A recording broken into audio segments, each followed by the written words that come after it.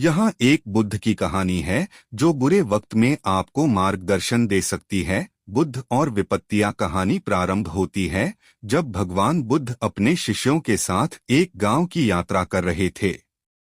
उन्होंने रास्ते में देखा कि एक युवक बहुत दुखी और चिंतित था। वह उनसे आकर बोला, महात्मा, मेरी जिंदगी में इतनी समस्याएं हैं कि मैं अब और सहन नहीं कर पा रहा हूँ। हर तरफ से मुसीबतें मुझे घेर रही हैं।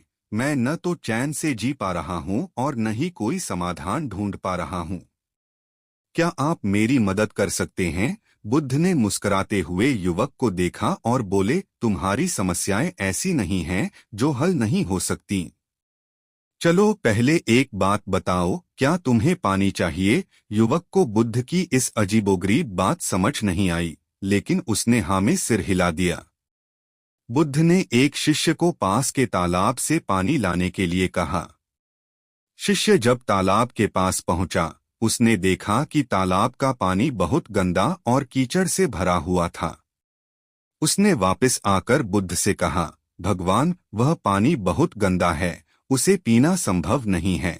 बुद्ध ने मुस्कान के साथ शिष्य से कहा, कोई बात नहीं, थोड़ी देर रुको। कुछ समय बाद बुद्ध ने फिर से उस शिष्य को वही पानी लाने को कहा।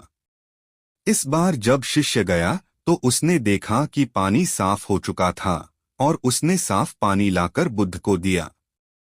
बुद्ध ने युवक से कहा, यह पानी पहले कीचड़ से भरा हुआ था, लेकिन समय के साथ वह शांति में लौट आया और अब यह साफ हो गया। इसी प्रकार तुम्हारी समस्याएं और परेशानियां भी समय के साथ शांत हो जाएंगी, अगर तुम शांत और धैर्यवान रहोगे। युवक ने बुद्ध की बातों पर गहरा विचार किया और महसूस किया कि उसे अपने मन को भी शांत रखना होगा, जैसे कीचड़ को शांत रहने से पानी साफ हो जाता है। बुद्ध ने समझाया, जब हम विपत्तियों का सामना करते हैं तो हमारा मन भी कीचड़ की तरह गंदा हो जाता है। हम चिंतित होते हैं, परेशान होते हैं और समस्या को और बढ़ा देते हैं। लेकिन अगर हम धैर्य से काम लें तो वह कीचड़ बैठ जाता है और समाधान साफ दिखने लगता है। बुद्ध ने युवक को समझाया कि दुनिया में कोई भी व्यक्ति बिना समस्याओं के जीवन नहीं जी सकता। समस्याएं जीवन का एक अनिवार्य हिस्सा हैं, परंतु यह हमारे ऊपर निर्भर करता है कि हम उन समस्याओं का सामना किस प्रकार करते हैं। अगर हम अपने मन को शांत रखते हैं और धैर्य से काम लेते हैं तो हमें समाधान मिल सकता है। युवक ने बुद्ध की शिक्षा को समझा और महसूस किया कि उसका दुख और उसकी समस्याएं उसके अपने मन की उपज थीं। उसे समझ में आ गया कि उसे अपना दृष्टिकोण बदलने की आवश्यकता है। उसने बुद्ध का आभार प्रकट किया और आगे जीवन में हर स्थिति का सामना धैर्य और शांतिपूर्ण मन से करने का संकल्प लिया।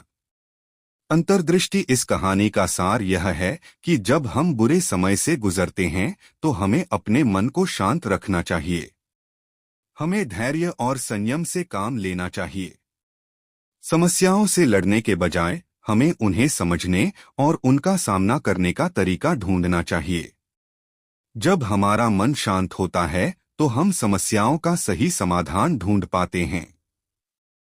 जीवन में समस्याएं और कठिनाइयां आना स्वाभाविक है, लेकिन बुद्ध ने हमें सिखाया है कि हमें इन कठिनाइयों का सामना धैर्य और समझदारी से करना चाहिए। जैसा कि उस युवक ने अनुभव किया, जब मन शांत होता है तो हमें जीवन के कठिनाईपूर्ण क्षणों में भी समाधान मिल जाते हैं।